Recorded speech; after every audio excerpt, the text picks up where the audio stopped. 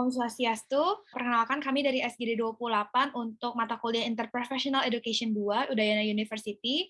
Pada kali ini kami akan membahas mengenai kasus kedua yang akan kami presentasikan pada saat ini. Untuk anggota kelompok kami, dan untuk metode kali ini kami akan menggunakan 7 jump steps. Untuk step yang pertama mengenai clarify unfamiliar terms, dan berikut adalah hasil yang kami diskusikan. Baik, untuk selanjutnya akan dilanjutkan oleh teman saya. Terima kasih. Baik, saya akan melanjutkan. Sebenarnya perkenalkan, saya Krisna Pramanda dari PSSKPD. Kita masuk ke step 2, Define the Problem. Study next. Baiklah, yang pertama adalah peran dan tanggung jawab masing-masing profesi, dan yang kedua adalah terkait dengan perawatan traveling medicine. Bisa di next. Baik, kita masuk ke step 3, terkait dengan brainstorming. Bisa di next. Baiklah, yang pertama terkait dengan peran dan tanggung jawab masing-masing profesi dalam pencegahan dan penyebaran COVID-19. Bisa di next. Baiklah, peran profesi ini terbagi menjadi 6 prodi. Bisa di next. Baiklah, yang pertama adalah kedokteran. Nah, pada zaman globalisasi, memang teknologi semakin canggih dan dokter berperan penting dalam memberikan diagnosa dan juga pilihan terapi. Caranya adalah layanan telemedicine. Pasien jauh lebih mudah mengakses pelayanan kesehatan dikarenakan kondisi geografis dan kesehatan tidak mendukung. Nah, pasien lebih cepat mengetahui langkah preventif ketika gejala awal COVID-19 terjadi. Nah, cara seorang dokter mengedukasi masyarakat adalah bisa melalui berbagai macam platform seperti Twitter, Instagram, YouTube, TikTok yang lagi viral saat ini, dan juga edukasinya bisa berupa gambaran umum, transmisi, gejala, pencegahan, dan vaksinasi. Dan di bandara kita nggak pernah tahu siapa aja yang kena. Kunci penerapannya adalah mitigasi dan juga pencegahan. Sekian dari saya, terima kasih. Baik, perkenalkan nama saya Varuna dari PSSKPD. Jadi di sini saya akan melanjutkan cara seorang dokter untuk memutus rantai penyebaran COVID-19 di airport adalah dengan yang pertama, memastikan pelaku penerbangan melakukan kebersihan tangan menggunakan hand sanitizer jika tangan tidak terlihat kotor atau cuci tangan dengan sabun jika tangan terlihat kotor. Yang kedua, ada mengedukasi terkait dengan larangan menyentuh mata, hidung, dan mulut. Yang ketiga, ada mengedukasi tentang penerapan etika batuk atau bersin dengan menutup hidung dan mulut dengan lengan atas bagian dalam atau tisu, lalu buanglah tisu ke tempat sampah. Yang keempat adalah memastikan pelaku penerbangan memakai masker medis jika memiliki gejala pernafasan dan melakukan kebersihan tangan setelah membuang masker. Yang terakhir ada memastikan pelaku penerbangan menjaga jarak minimal 1 meter. Mungkin bisa dilanjutkan. Terima kasih. Baik, saya Winnie dari PSKPD izin melanjutkan untuk tata laksananya, di mana salah satu syarat bagi pelaku penerbangan adalah hasil rapid antigen negatif. Apabila pelaku penerbangan merasakan gejala maupun ternyata ditemukan hasil swab positif saat berada di airport, peran dokter yaitu merujuk pasien dengan gejala berat untuk menjalani perawatan dan karantina di rumah sakit rujukan. Dokter juga bisa meresepkan obat pereda demam dan nyeri yang aman dan sesuai dengan kondisi pasien. Anjuran kepada pasien untuk melakukan isolasi mandiri dan istirahat yang cukup juga bisa diberikan. Tak kalah penting, pasien juga dapat diminta agar banyak minum air putih untuk menjaga kadar cairan tubuh. Next. Baik, sebelumnya perkenalkan nama saya Diansa dari PSSKPD. Di sini saya akan menjelaskan dari fungsi kedokteran dari dua hal, yaitu travel health dan health tourism. Travel health adalah spesialisasi ilmu kedokteran yang secara khusus mempelajari penyakit dan kondisi kesehatan akibat perjalanan wisata. Sementara jika health tourism adalah kesehatan wisata yang mempunyai aspek lebih luas daripada kedokteran atau travel health karena mencakup aspek pencegahan. Hal tersebut sering sekali tumpang tindih antara travel health dan health tourism. Mungkin dapat dilanjutkan oleh rekan saya. Baik, sebelumnya perkenalkan saya ini dari PSKM. Dan di sini peran dan tanggung jawab profesi kesehatan masyarakat dibedakan menjadi 3. Yang pertama yaitu melakukan pendekatan preventif maupun promotif. Di sini seorang tenaga kesehatan masyarakat melakukan eliminasi atau mengurangi risiko sebelum dan saat wisata. Yang kedua yaitu melakukan pencegahan berdasarkan level of prevention. Di sini dibagi menjadi 3 yaitu primer dengan melakukan promosi kesehatan maupun proteksi spesifik. Yang kedua yaitu sekunder dengan melakukan deteksi dini, diagnosis dini maupun prompt treatment. Dan yang ketiga yaitu melakukan pencegahan tersier dengan melakukan rehabilitasi maupun pembatasan disabilitas. Baik, selanjutnya sebelumnya perkenalkan saya Anggi dari program studi PSSKM yang selanjutnya itu ada koordinir surveillance dan pengenalan risiko penyakit, di mana mengkoordinir surveillance dan pengenalan risiko penyakit ini seperti hazard identification, risk assessment, dan determinant control, dan memonitoring informasi repatriasi dan kondisi pelayanan medis pada destinasi wisata. Baik, selanjutnya akan dilanjutkan oleh rekan saya. Terima kasih. Baik, perkenalkan nama saya Nadia dari kedokteran gigi. Nah, peran kedokteran gigi dalam kasus tersebut adalah tentunya berlisensi memenuhi syarat untuk melakukan tes diagnosis COVID-19 seperti swab nasofaring dan orofaringeal. Kenapa ini penting? Karena kedokteran gigi ini memiliki bidang tersendiri, terutama di bagian mukosa mulut dan hidung. Dan bidang kedokteran gigi ini sangat memiliki spesialisasi terutama pada ruangan bertekanan negatif. Dan ini sangat penting untuk melakukan pencegahan terhadap SARS-CoV-2. Mungkin sekian dari kedokteran gigi, selanjutnya akan dilanjutkan oleh prodi lain. Baik, perkenalkan saya Dila dari PSI KPN. Jadi untuk peran perawat sendiri ada 3, yaitu yang pertama advokasi dengan berkoordinasi dengan pihak internal dan eksternal, sehingga muncul evaluasi dan dibuatnya peraturan baru sebagai upaya promotif preventif. Lalu selanjutnya ada dukungan sosial, yaitu dengan pemenuhan kebutuhan dan perlengkapan, fasilitas yang memadai, serta menjauhkan stigma negatif terhadap COVID-19 yang berada di masyarakat. Dan yang terakhir ada empowerment, yaitu dengan memberikan pesan melalui media virtual, aplikasi digital knowledge, ataupun dengan mengadakan webinar COVID-19 untuk masyarakat umum. Selanjutnya akan dilanjutkan oleh rekan saya. Terima kasih. Baik, saya Yurus dari psikologi. Profesi psikologi dalam pencegahan dari penyebaran COVID-19 dapat dilakukan dengan pendekatan kesehatan komunitas. Yaitu yang pertama, dalam rasa komunitas, para traveler perlu memiliki rasa keterhubungan dengan individu lain atas lingkungan bersama sehingga perlu kesadaran akan perannya sebagai traveler di tempat baru. Yang kedua, dalam komitmen, para traveler perlu membangun kesadaran akan tanggung jawabnya berada di tempat kunjungan baru untuk mencegah penyebaran COVID-19 dengan tetap menerapkan protokol kesehatan dan bersedia untuk bersama-sama tetap disiplin sebagai pendatang di Bali. Yang ketiga, kemampuan memecahkan masalah, yakni mengubah komitmen menjadi tindakan. Jadi bagaimana tanggung jawab tersebut dipraktikkan pada saat traveler berada di Bali.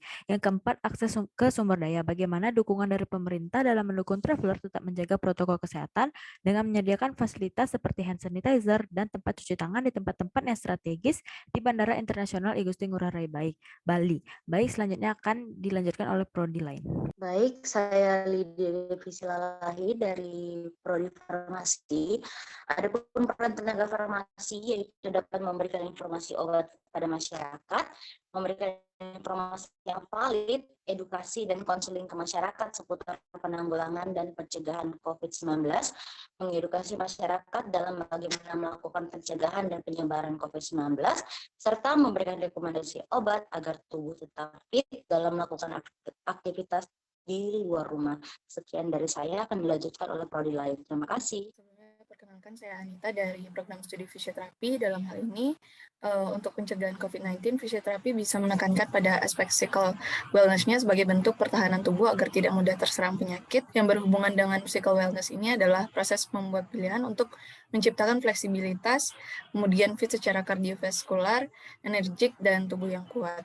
Next. Nah, selanjutnya itu kita bahas tentang macam-macam perawatan traveling medicine dalam pencegahan COVID-19 berdasarkan peran masing-masing profesi. Untuk rekan-rekan yang ingin melanjutkan, dipersilahkan. Terima kasih. Baik, perkenalkan, saya Mira dari PSSKPD. Jadi upaya perawatan travel medicine yang dapat dilakukan dalam pencegahan COVID-19 dalam kacamata kedokteran adalah triase atau triage, yaitu suatu sistem yang digunakan dalam mengidentifikasi korban, kemudian diberikan prioritas untuk dirawat atau dievakuasi ke fasilitas kesehatan. Kemudian deteksi dini kasus dengan memahami gejala-gejala COVID-19, isolasi pasien dengan penyakit infeksi diruangkan terpisah dengan pasien lainnya, edukasi kepada pasien yaitu mengenai COVID-19, penyebaran, pencegahan, dan diagnosis, penelusuran kontak yaitu dengan mencari tahu riwayat bepergian pasien, lalu dapat memberikan antiviral yaitu obat yang dapat menghambat fusi dan protease seperti ribavirin, interferon beta, dan interferon alfa.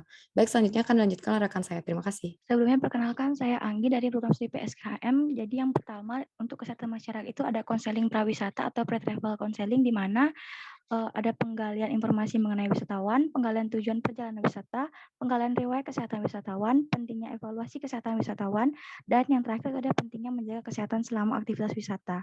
Ditanyakan oleh rekan saya. Baik, terima kasih atas waktunya. Perkenalkan, saya Trisna dari PSSKM. Selanjutnya ada edukasi travel kit, di mana para tim kesehatan masyarakat dapat mengkoordinir para traveler yang datang ke Bali untuk membawa minimal first aid kit untuk selalu berjaga-jaga dalam keadaan apapun. Kemudian selanjutnya ada asuransi kesehatan dan asuransi evaluasi medis. Hal ini dilakukan untuk mengantisipasi kejadian yang tidak diinginkan. Selanjutnya akan dijelaskan oleh rekan saya. Baik, sebelumnya perkenalkan saya Sri dari PSKPN. Untuk peran keperawatannya itu ada pre-travel consultation. Nah, pertama ada assessing the health of the traveler and the risk of travel. Ini memperhatikan latar belakang kesehatan traveler, jadwal perjalanan, tujuan perjalanan, dan aktivitas berisiko terhadap kesehatan selama perjalanan. Yang kedua ada manage risk, yaitu perencanaan kesehatan dengan memberikan konseling untuk mengatasi kondisi penyakitnya selama melakukan perjalanan. Yang ketiga ada education, memberikan edukasi agar klien dapat mengantisipasi penyakit yang berisiko dengan metode preventif. Yang keempat ada vaccination, yaitu mencegah penularan yang menimbulkan risiko terutama pada klien dengan penyakit. Next. Baik, perkenalkan kembali, nama saya Nadia dari Prodi Kedokteran Gigi. Nah, untuk traveling medicine dalam bidang kedokteran gigi adalah kita bisa mengedukasi pasien terutama karena transmisi COVID-19 itu sangat rawan terjadi di bagian rongga mulut. Nah, dalam prakteknya dokter gigi itu dapat melakukan prosedur dekontaminasi, misalnya menggunakan natrium hipoklorit 0,5%, larutan desinfeksi, dan juga bisa menggunakan lampu ultraviolet C. Mungkin sekian dari Prodi Kedokteran Gigi, bisa dilanjutkan oleh Prodi berikutnya. Baik, dari Prodi Psikologi. Saya Yuris dari Prodi Psikologi. Peran profesi di psikologi dalam perawatan traveling medicine dalam pencegahan COVID-19 dengan cara level prevention yang terdiri dari 3 level. Yang pertama, primary prevention, yaitu dukungan sosial dapat dilakukan dengan dukungan sosial kepada para traveler dalam bentuk informasi terkait perilaku sehat apa saja yang dapat dilakukan dalam mencegah COVID-19 pada saat berkunjung ke daerah baru. Yang kedua, secondary prevention dengan cara screening dengan pengecekan suhu para traveler sebelum memasuki tempat baru. Dan yang ketiga, tertiary prevention dengan cara kasus positif yang muncul dalam traveler sebaiknya mau tidak mau diwajibkan karantina yang disediakan oleh pemerintah sehingga kasus tidak akan tersebar dan dapat terhenti dari satu individu. Terima kasih. Baik, saya Devi dari Prodi Farmasi. Adapun peran profesi farmasi dalam traveling medicine untuk pencegahan COVID-19, di mana untuk pelaksanaannya telemedicine itu dibagi menjadi 2, yaitu sinkronus dan asinkronus. Untuk telemedicine asinkronus yaitu mencakup pengumpulan data medis dan pertukaran data, yang dimana untuk telemedicine ini tidak memerlukan kehadiran kedua belah pihak secara bersamaan. Untuk telemedicine asinkronus, yaitu telemedicine yang dilakukan secara real time dapat dilakukan dengan penggunaan telepon maupun video conference. Untuk interaksi ini wajib untuk ada kehadiran kedua belah pihak dan melibatkan interaksi langsung. Sekian dari Prodi Farmasi, untuk selanjutnya bisa dijelaskan dari prodi lain. Baik, sebelumnya perkenalkan kembali, saya Anita dari program studi fisioterapi. Nah, untuk saat pandemi COVID-19 ini, profesi fisioterapi juga turut serta mengambil peran dan tanggung jawab guna mencegah terjadinya peningkatan penyebaran COVID-19. Dalam aspek profesi fisioterapi, perawatan traveling medicine dalam pencegahan COVID-19 dapat diberikan dalam bentuk travel health and wellness. Nah, travel health and wellness ini merupakan salah satu aspek yang dikembangkan pada fisioterapi yang berfokus dan memperhatikan pada aspek kesehatan serta kebugaran selama perjalanan wisata, yang dimana penerapan ini dilakukan dengan cara melakukan peningkatan kesehatan atau promotif, pencegahan penularan, preventif, serta pemulihan kesehatan atau rehabilitatif bagi pelaku perjalanan wisata maupun masyarakat yang terinfeksi virus COVID-19.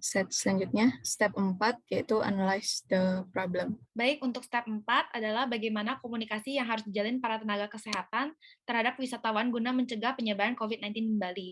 Nah, hasil diskusi yang kami dapatkan adalah sebagai berikut. Nah, untuk selanjutnya adalah penjelasan mengenai hasil diskusi kami juga. Untuk step selanjutnya yaitu step 5, yaitu formulating learning issues. Dari hasil pembahasan yang telah kami lakukan sebagai kelompok, kami menghasilkan rumusan tujuan pembelajaran sebanyak 9 yang dapat dilihat pada slide. Untuk step selanjutnya yaitu searching for information adalah beberapa hasil daftar pustaka yang kami dapatkan selama diskusi yang bisa dapat dilihat pada layar. Baik, mungkin sekian presentasi dari SGD 28, kelompok IPE 2 pada semester ini. Terima kasih.